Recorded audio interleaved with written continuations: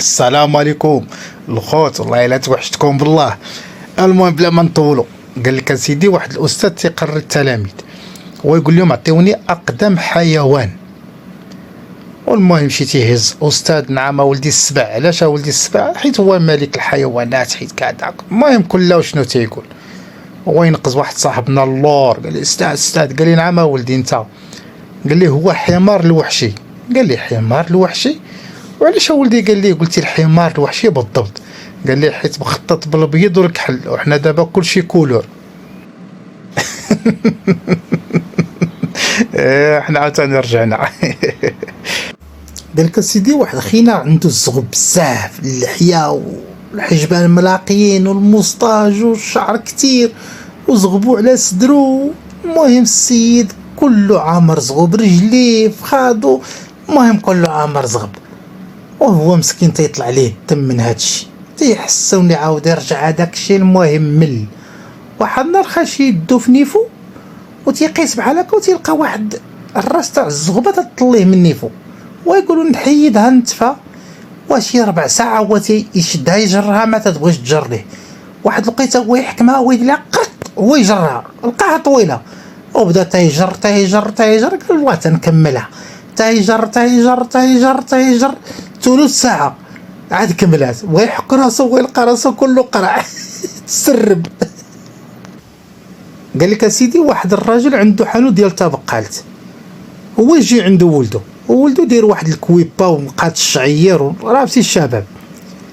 هو يدخل ويلقى باه جايب واحد النوع ديال الشامبان جديد، وشدو بدا تيقرا فيه. الباب عاق، قال هذا بغا يدي ليا شامبان.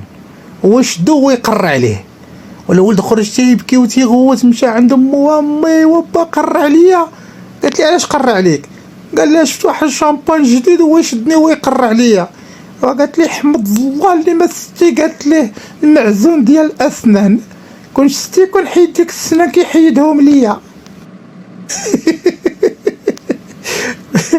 شفت معزون الاسنان حيد لها السنينات.